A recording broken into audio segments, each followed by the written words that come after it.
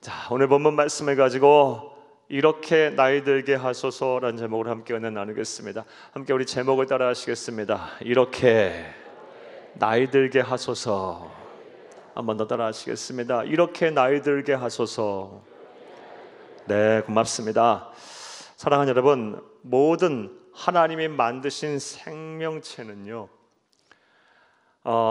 이 세상에 태어난 순간부터 이제 성장을 하기를 시작합니다. 그래서 나이가 들면 어느 시점에 이르러서는 성장이 멈추고 그때부터는 노쇠하기 시작합니다. 늙기 시작합니다. 그래서 때가 되면 소멸합니다.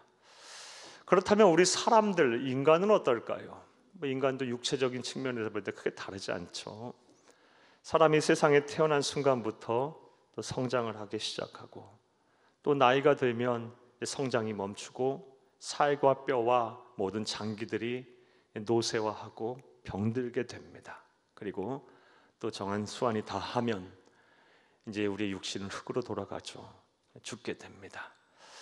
하지만 우리 인간이 다른 하나님이 창조하신 생명체와는 아주 구별되는 특징이 있습니다. 다른 점이 있습니다. 그것은 우리에게는 육체뿐만이 아니라 하나님의 형상대로 지음을 받은 진짜 우리의 본 모습인 우리의 진짜 자아인 영혼이 있다라는 것입니다. 그리고 이 영혼은요, 우리가 예수를 그리스도 믿어 하나님의 자녀가 된 그 순간부터, 다른 말로 거듭난 순간부터, 다른 말로 새 생명을 얻은 순간부터 계속해서 새로워질 수가 있습니다. 건강해질 수가 있습니다. 아름다워질 수가 있습니다. 우리의 육체는 나이가 들면 노쇠해지고 병들고 혹은 추해지기도 하지만 우리의 영혼은 나날이 새로워질 수 있어요. 건강해질 수가 있어요. 아름다워질 수가 있습니다.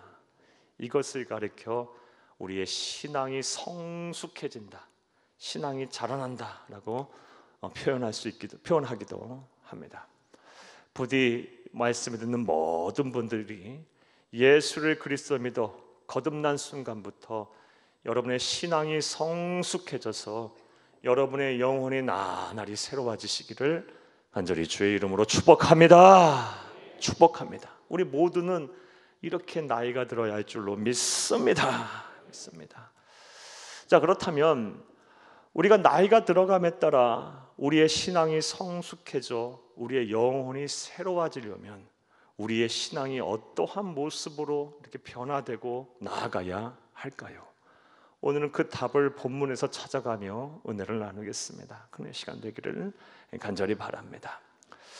사랑하는 여러분, 그런데 참으로 다행스러운 점은 오늘 본문 말씀을 보게 되면 이것에 대해서, 이 질문에 대해서 답을 줄 수 있는 우리보다 앞서 먼저 신앙생활을 아주 잘한, 아주 성숙한 신앙인을 만날 수가 있습니다. 그 사람은 바로 바르실레라는 사람입니다. 여러분, 평생 예수 믿고 많은 설교를 들으셨을 텐데 바르실레라는 사람 이름 들어보셨습니까? 거의 대부분의 분들께서는 이 바르실레라는 이름 처음 들어보신 분들 많이 계실 것입니다. 자, 그렇다면 이 바르실레는 어떤 사람이었을까요? 오늘 본문 말씀 31, 32절을 함께 읽겠습니다. 길르앗 사람 바르실레가 왕이 요단을 건너가게 하려고 로글림에서 내려와 함께 요단에 이르니 바르실레는 매우 늙어 나이가 80세라. 그는 큰 부자이므로 왕이 마하나임에 머물 때에 그가 왕을 공개하였더라. 아멘. 일단 그의 출신은요 길르앗이에요. 그리고 그의 나이가 몇 세입니까? 80세예요. 그리고 그는 무엇보다 큰 부자였습니다. 큰 부자였어요. 그런데 우리가 분명히 알아야 할 것은 성경은 그가 큰 부자이기 때문에 그의 이름을 기억하여 기록하고 있지 않다라는 것을 우리는 분명히 알아야 돼요. 그가 부자이기 때문에 그의 이름이 성경에 기록된 것이 아니라 그의 신앙이 성숙하기 때문에, 그가 우리가 본받고 우리가 배워야 할 그런 신앙을 소유한 사람이기에 하나님께서는 그의 이름을 기억하여 기록한 것임을 믿으시기를 간절히 주의 이름으로 축복합니다. 이를 통해서 우리는 다음 같은 영적인 진리를 얻게 됩니다. 사랑하는 여러분, 하나님이 우리를 향한 관심은요, 우리가 이 세상 사는 동안 무엇을 소유하고 무엇을 가지고 있느냐에 있지 않습니다. 우리를 향한 하나님의 주된 관심은 우리의 신앙이 어떠하고 우리가 우리의 신앙이 얼마나 성숙한가에 있는 것임을 믿으시기를 간절히 주의 이름으로 부탁해요. 우리가 언젠가 하나님 앞에 다 설 날이 올 것입니다. 그 누구도 그것을 피할 수 없어요. 반드시 하나님 앞에 설 날이 올 텐데, 그때 하나님은 우리의 인생을 무엇으로 인생의 성패를 판단하시느냐, 우리의 신앙의 성숙을 얼마나 이 세상 사는 동안 이루었냐, 얼마나 예수 닮았는가, 얼마나 우리의 영혼이 건강한가, 얼마나 새로워지는가, 얼마나 하나님 나라를 위하여 조한신했는가, 이런 것들을 보시는 거예요. 그러므로 우리가 이 세상 사는 동안 우리는 세상 사람들과 똑같은 가치관, 인생관, 물질관, 성공관을 갖고 살아서는 안 됩니다. 하나님의 뜻을 잘 헤아려 하나님의 눈으로 세상을 보고 하나님의 우리에게 허락하신, 우리에게 알려주시고 성경을 통하여 보여주시는 그런 인생관, 성공관, 물질관을 갖고 살아야 할 줄로 믿습니다. 그리하면 이 세상 사는 동안 복의 근원이신 하나님께서 우리에게 복을 주실 뿐만 아니라 천국에 들어가지 못할 사람이 없을 것이고, 하나님의 나라, 우리가 가야 할 본향인 천국에서 우리의 큰 상급을 우리에게 허락하실 것입니다. 할렐루야. 자, 이제 좀 더 바르실레에 대해서 좀 더 구체적으로 생각을 더 해보겠습니다. 바르실레라는 인물이 성경에 처음 등장한 장과절은 사무엘하 17장 말씀입니다. 사무엘하 17장 말씀을 보게 되면 바르실레가 이제 처음 등장하는데, 그때 이스라엘을 통치하던 왕은 다윗 왕입니다. 그런데 다윗 왕이 이 사무엘하 17장 시점에서 아주 어려움에 처해 있었습니다. 왜냐하면 다윗이 가장 신뢰하고 사랑했던, 그리고 능력이 출중했던 아들 압살롬이 반란을 일으켰기 때문입니다. 다윗은 조금도 반란이 일어날 거라는 생각, 압살롬이 또 그 일을 행할 거라는 생각 조금도 하지 못했어요. 얼마나 놀랐고 또 얼마나 황급히 이 반란을 일으켰다는 소식을 듣고 피난을 가야 했는지 성경은 다윗이 신발도 신지 못하고 도망을 쳐야 했다라고 기록을 하고 있어요. 먹을 것 하나 제대로 준비하지 않은 채 이 예루살렘을 떠나 황급히 마하나임이라는 곳으로 도망을 가게 됩니다. 그러한 때에 다윗을 더 힘들게 했던 것은 다윗 주변에서 그렇게 다윗을 칭송하고 다윗과 늘 함께 하겠다고 했던 사람들이 전부 다윗을 배신하고 떠났던 거예요. 그러니 다윗이 얼마나 힘들고 어려웠겠어요. 얼마나 마음에 큰 상처가 있겠어요. 또 당장 피난을 가면서 많은 것들을 준비하지 못했기에, 당장 먹을 음식조차 없었기에 얼마나 공궁하고 궁핍했겠습니까? 그러한 때에 마하나임이라는 곳에서 이 바르실레와 그의 여러하고 함께했던 사람들이 다윗을 영접합니다. 그리고 다윗이 마하나임에 있는 동안에 머무는 동안 다윗에게 필요한, 다윗과 그 일행들에게 필요한 모든 생필품들을 다 이 바르실레라는 사람과 그 일행이 지원을 합니다. 이와 관련된 말씀 보겠습니다. 사무엘하 17장 우리 27절에서 29절 함께 읽겠습니다. 다윗이 마하나임에 이르렀을 때에 암몬 족속에게 속한 라빠 사람 나하스의 아들 소비와 로베델 사람 암미엘의 아들 마겔과 로글림의 길앗 사람 바르실레가 침상과 대야와 질그릇과 밀과 보리와 밀가루와 볶은 곡식과 콩과 팥과 볶은 녹두와 꿀과 버터와 양과 치즈를 가져다가 다윗과 그와 함께한 백성에게 먹게 하였으니 이는 그들 생각에 백성의 들에서 시장하고 곤하고 목마르겠다 함이더라. 아멘. 이렇게 바르실레와 함께한 사람은 다윗이 가장 어려운 순간에 다윗과 그의 일행들에게 필요한 것을 공급했습니다. 그런데 이러한 바르실레의 선행을 보면서, 행동을 보면서 그가 부자이기 때문에 이게 쉽게 이런 일을 행했다라고 우리가 생각을 해서는 안 됩니다. 오히려 부자이기 때문에 더 이런 일을 행하기 힘들었을 거예요. 왜냐하면 사랑하는 여러분, 이 세상을 사는 동안 가진 것이 많은 사람, 다시 말해 잃을 것이 많은 사람은 두려움 또한 많은 법이에요. 만약 다윗이 압살롬에게 와의 전쟁에서 지게 되면 이 바르실레는 이 패주인 다윗을 도왔다는 제목으로 큰 어려움에 처할 수 있는 상황이었어요.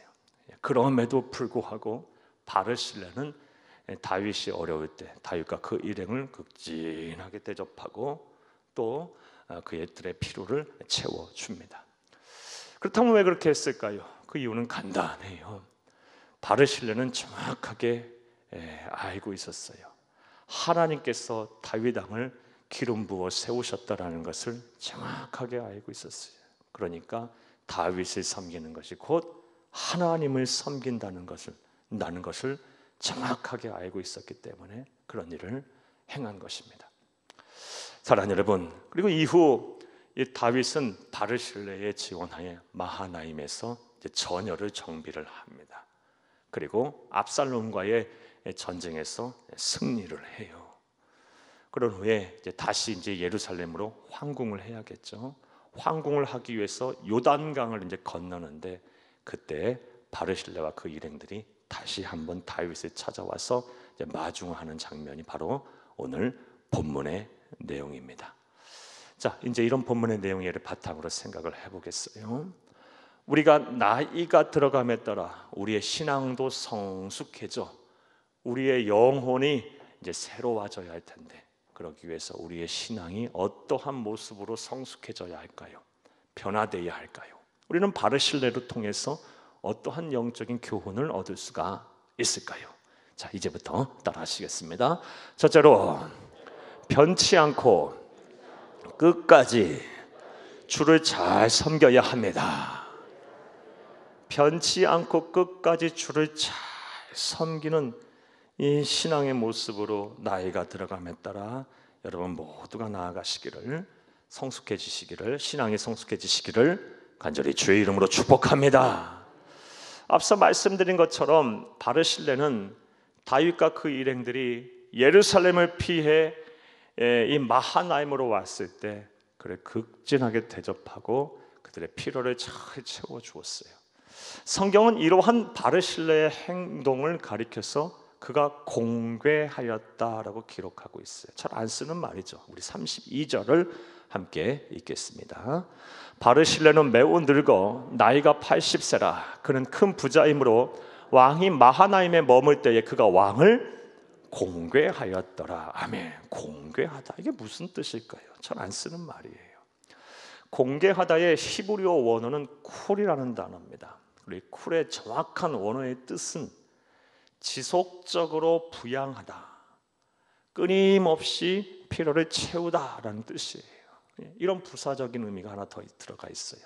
단순히 부양하다, 공급하다가 아니라 지속적으로 끊임없이 그 일을 행하다라는 뜻이 있어요. 그러니까 이 바르실레가 이 다윗 왕이 마하나임에 머물 때, 이 다윗 왕이 공궁에 처했을 때 다윗 왕의 필요를 채운 것이 일회성, 단발성 어느 정도 하다 그친 것이 아니라 계속해서 끊임없이 쉬지 않고 다윗 왕이 마하나임에 머물 때 계속해서 그 일을 행했던 거예요. 그런데 이 일은 이 바르실레에게 참 버거운 일이었을 거예요. 쉽지 않은 일이었을 거예요. 여러 가지 더 생각을 해보면 먼저 경제적인 손실이 막대했을 것입니다. 사랑하는 여러분, 다윗과 그에 함께했던 일행들은 한두 명의 사람들이 아니었어요. 그들이 준비를 잘 하지 못하고 황급히 빠져나와서 그렇지 1세기 유대 역사가 요세푸스에 의하면 당시 다윗과 함께했던 군인들이 4,000명이었다 그래요. 4,000명이 하루 이틀도 아니고 한두 주도 아니고 수개월 동안을 먹고 또 살아야 하는데 그 군량미를 비롯해서 모든 생필품을 누가 댄 거예요? 바르실레가 된 거예요. 그러니 경제적인 손실이 얼마나 막대했겠어요. 아무리 부자라도요, 이 전쟁을 치르는 데 있어서 비용을 감당한다는 건 쉬운 일이 아니었을 거예요. 기둥뿌리가 뽑혀도 몇 개는 뽑혔을 거예요. 그럼에도 불구하고 지속적으로 끊임없이 편치 않고 했어요. 왜 그랬어요? 말씀드린 대로 다윗 왕은 하나님께서 기름 부은 사람이에요. 다윗 왕을 섬기는 것이, 그것이 곧 하나님을 섬기는 것임을 정확하게 알았기 때문에 끝까지 그 일을 행한 거예요. 또가 그가 이런 일을 행한 것이 쉽지 않았으면, 사랑하는 여러분, 인간이 의지가 그렇게 강하지 못하기 때문이에요. 우리가 아무리 선행을 하려는 의지가 있어도요, 그 의지를 끝까지 가지고 가기라는 것이 참 쉽지가 않아요. 모든 인간은 다 측은지심이 있어요. 정말 금수 같은 사람이 아니라면 측은지심이 있어서 불쌍한 사람들, 어려운 사람들 보게 되면 돕고 싶어요. 그리고 돕기도 합니다. 그런데 정말 끊임없이 지속적으로 계속해서 이 사람을 돕는다라는 것, 필요를 채운다는 건 이는 정말 쉽지가 않아요. 어느 정도 시간이 지나면 신체적으로 정신적으로 지쳐서 그 일 안 하게 됩니다. 무엇보다 지금 바르실레 나이가 80살이에요. 80세 노인 정도 되면요, 섬김의 자리에 있기보단 대접의 자리에 있기를 원해요. 그리고 고된 일, 힘든 일 하기보단 하나님의 은혜와 하나님께 복을 받는 그 은혜의 자리에, 복의 자리를 찾기 위해 바빠요. 그럼에도 불구하고 바르실레는 한두 번에 그치는 것이 아니라, 어느 정도에서 그친 것이 아니라 자신의 손실을 막 감수하고도 끊임없이 지속적으로 다윗 왕을 돕습니다. 그것이 바로 하나님을 섬기는 것을 정확하게 알았기 때문이에요. 따라서 우리도 이러한 바르실레의 신앙을 본받아서 우리가 나이가 들어감에 따라도 우리가 계속해서 변하지 않고 끊임없이 주를 잘 섬겨야 할 줄로 믿습니다. 그리하면 하나님께서 반드시 보응을 하세요. 복을 주세요. 이것은 오늘 본문의 다윗의 말을 통해서 알 수 있습니다. 오늘 본문 33절을 함께 읽겠습니다. 왕이 바르실레에게 이르되 너는 나와 함께 건너가자. 예루살렘에서 내가 너를 공개하리라. 아멘. 똑같은 말을 다윗이 이제 또 해요. 공개하겠다. 내가 너를. 이게 뭐예요? 내가 너 생명이 끝나는 끝날까지 계속해서 너의 필요를 채우고 너를 책임지겠다라는 말이에요. 사랑하는 여러분, 사람도 은혜를 받으면 이러하거늘 신실하신 하나님, 천하 우주 만물을 소유하신 그 하나님, 우리보다 우리를 더 잘하시고 우리보다 우리를 더 사랑하신 하나님께서 우리가 변치 않고 하나님을 잘 섬긴다면 어찌 우리를 공개하시지 아니하시겠습니까? 어찌 책임지시지 않겠습니까? 영원토록 우리의 삶을 보장하실 것이고 우리의 행복을 우리에게 보장하실 거예요. 그러므로 사랑하는 여러분, 나이가 들어감에 따라 우리의 신앙이 성숙해지도록 노력을 하세요. 어떻게? 변치 않고 끝까지 주를 잘 섬기는 길로 여러분의 신앙이 성숙해져 가시기를 간절히 주의 이름으로 축복합니다. 그러면 영혼이 새로워질 것이고 강건해질 것이고 하나님이 주시는 이 복을 받아 누리게 될 것입니다. 이런 은혜와 복이 저와 여러분의 복이 되고 저와 여러분의 실천이 되기를 간절히 주의 이름으로 축복합니다. 또 우리가 나이가 들어감에 따라 우리의 신앙이 성숙해지기 위해서 우리의 신앙이 어느 면모로 이렇게 변화하고 나아가야 할까요? 자, 따라하시겠습니다. 둘째로 헛된 욕심을 버리고 자족해야 합니다. 자족한다. 스스로 내게 주어진 삶에 대해서 만족할 수 있어야 한다는 것이죠. 바르실레의 신앙은 이러했어요. 헛된 욕심을 버리고 하나님이 주신 것에 대해서 감사할 수 있는 자족의 은혜를 누릴 수 있는 이 경지에 이르렀어요. 오늘 본문 말씀을 보게 되면 다윗이 이제 황궁을 하면서 요단강을 건너기 직전에 건너면서 바르실레에게 그 은혜를 보답고자 함께 예루살렘 성에 가서 살자 그럽니다. 그리고 공개하겠다라고 얘기해요. 그때 바르실레가 왕에게 무슨 말을 했을까요? 오늘 본문 말씀 34절에서 37절을 함께 읽겠습니다. 바르실레가 왕께 아뢰되 내 생명의 날이 얼마나 있사옵겠기에 어찌 왕과 함께 예루살렘으로 올라가리이까? 내 나이가 이제 80세라 어떻게 좋고 흥한 것을 분간할 수 있사오며 음식의 맛으로 알 수 있사오리이까? 이 종이 어떻게 다시 노래하는 남자나 여인의 소리를 알아들을 수 있사오리이까? 어찌하여 종이 내 주 왕께 아직도 누를 끼치리이까? 당신의 종을 왕을 모시고 요단을 건너는 것뿐이거늘 왕께서 어찌하여 이 같은 상으로 내게 갚으려 하시나이까? 청하건대 당신의 종을 돌려보내옵소서. 내가 내 고향 부모의 묘 곁에서 죽으려 하나이다. 그러나 왕의 종 김함이 여기 있사오니 청하건대 그가 내 주 왕과 함께 건너게 하시옵고 왕의 처분대로 그에게 베푸소서 하니라. 아멘. 사랑하는 여러분, 80세가 돼도 음식 맛 다 압니다. 아시잖아요. 좋고 나쁜 거 다 알아요. 이건 겸손의 표시예요. 사랑하는 여러분, 헛된 욕심을 부리지 않는 거예요. 이만하면 됐다. 자족의 은혜를 지금 누리고 있는 거예요.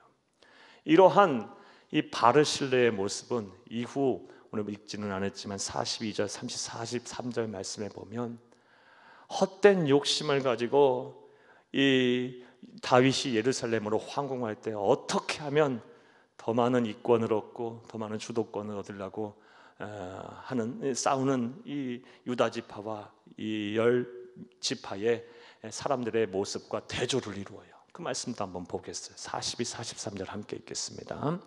모든 유다 사람이 이스라엘 사람에게 대답하되 왕은 우리의 종친인 까닭이라 너희가 어찌 이 일에 대하여 분내느냐? 우리가 왕의 것을 조금이라도 얻어먹었느냐? 왕께서 우리에게 선물로 주신 것이 있느냐? 43절 이스라엘 사람이 유다 사람에게 대답하여 이르되 우리는 왕에 대하여 열 몫을 가졌으니 다윗에게 대하여 너희보다 더욱 관계가 있거늘 너희가 어찌 우리를 멸시하여 우리 왕을 모셔오는 일에 먼저 우리와 의논하지 아니하였느냐 하나 유다 사람의 말이 이스라엘 사람의 말보다 더 강경하였더라. 다윗이 힘들고 어려울 땐 쳐다도 안 보더니 도와주지도 않더니 오히려 모욕하고 무시하고 천대하고 죽이려 하더니 이제 다윗이 압살롬의 반란을 침입하고 황궁을 하려 하니까 줄대기 바빠요.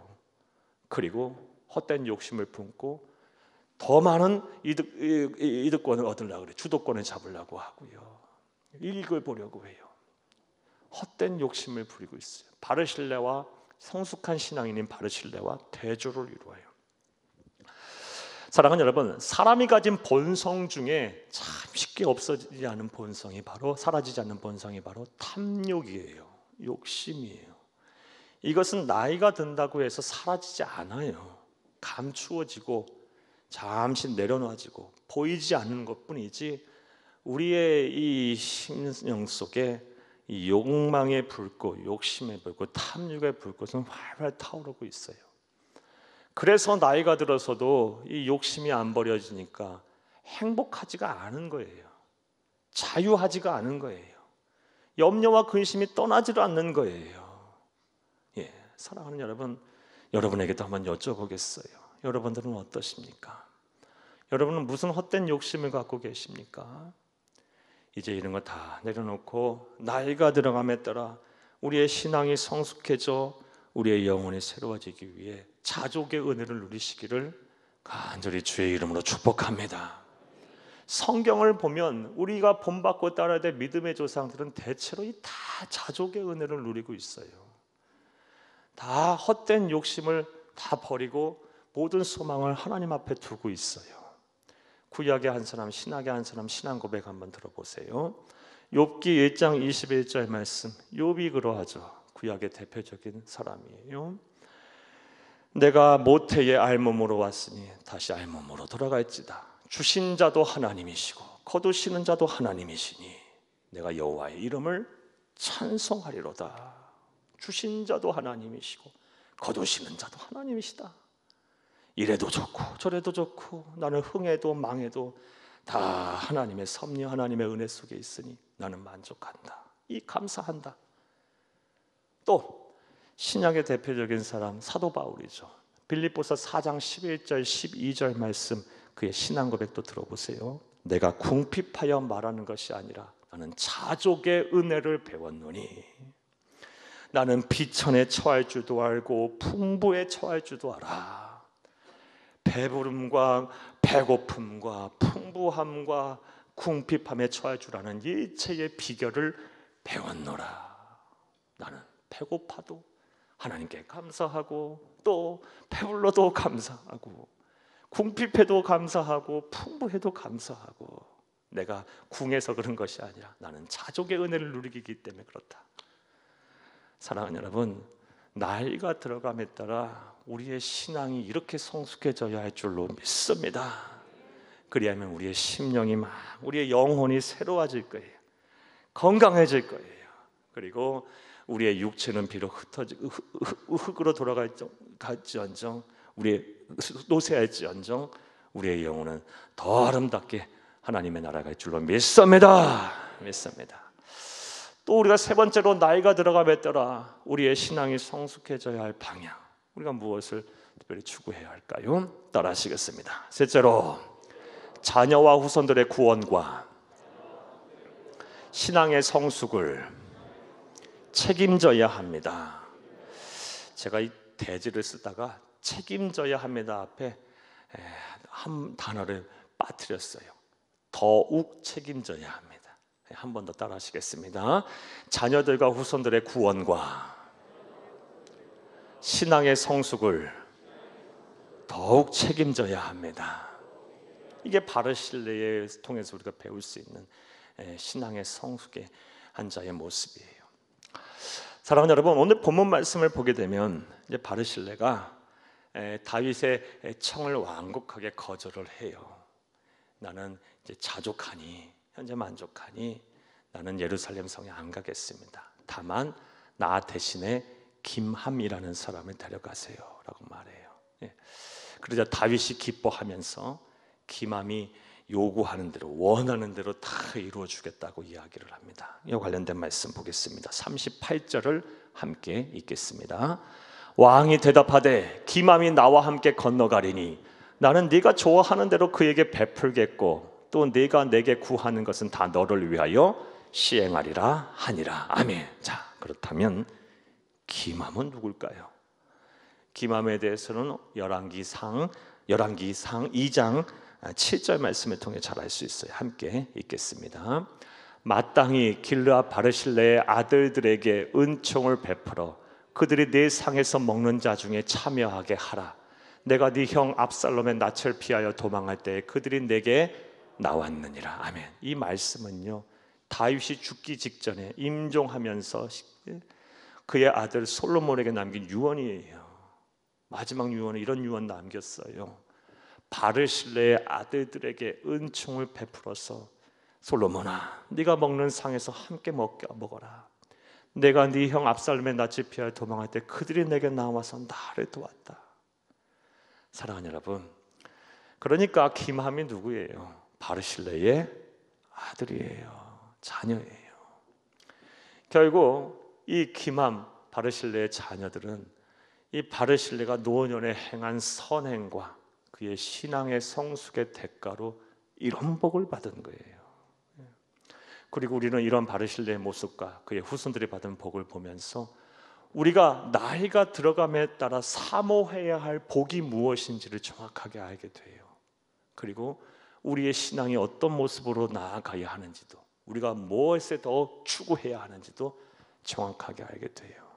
사랑하는 여러분, 우리가 나이가 들어감에 따라 사모해야 될 복이 뭘까요? 우리의 자녀들과 후손들이 하나님께 복을 받는 거예요. 나보다 더 하나님께 쓰임을 받고, 나보다 더 하나님을 사랑하고, 나보다 더 하나님의 나라를 확장하고 경영하고 하나님의 나라의 주인이 되며 나보다 더 하나님께 복을 받는 사람 되게 하소서. 이게 우리의 날마다 쉬지 않는 기도가 되어야 되고 우리의 소원이 되어야 해요. 그리고 우리의 신앙 또한 그런 쪽으로 나아가야 돼요. 사랑하는 여러분, 그런데 생각해 보세요. 너무나도 당연한 거 아니겠어요? 나는 이 세상 사는 동안 예수 잘 섬기고 그래서 하나님 주신 복을 받아 누렸는데 우리의 자녀들은 하나님마다 안 되고, 그리고 막 세상 사람들과 똑같이 그런 가치관, 인생관, 성공관, 물질관을 가지고 살면서 그냥 그 사람들과 막 이리 치고 저리 치면서 아무 소망 없는 삶 살고 있다면 그것이 내게 무슨 은혜이자 내게 무슨 복이겠어요. 또 설령 이 세상 사람들과 함께 그렇게 잘 산다 할지라도, 좋은 직장 다니고 좋은 집에 살고 화목한 가정 이루고 산다 할지라도 그렇게 사는 것도 수십 년이에요. 예. 결국 시간이 흐르면 그 영혼은 어떻게 됩니까? 영원한 지옥 형벌 받게 돼요. 지옥과 불과 유황불에 빠져서 이를 바득바득 깔면서 후회할 거예요.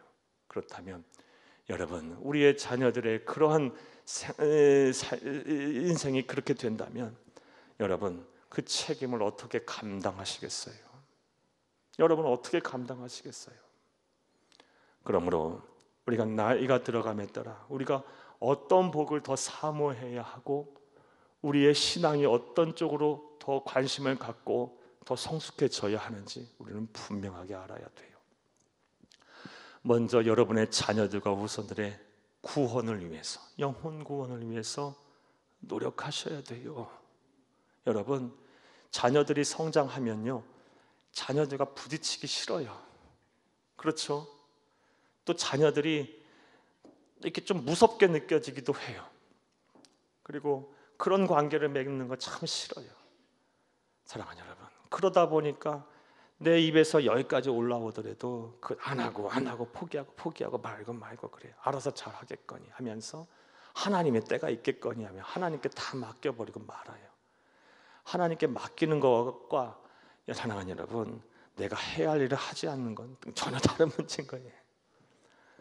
또 이미 구원을 받았다고 하는 우리의 자녀라 할지라도 우리가 가만히 놔두면 안 돼요.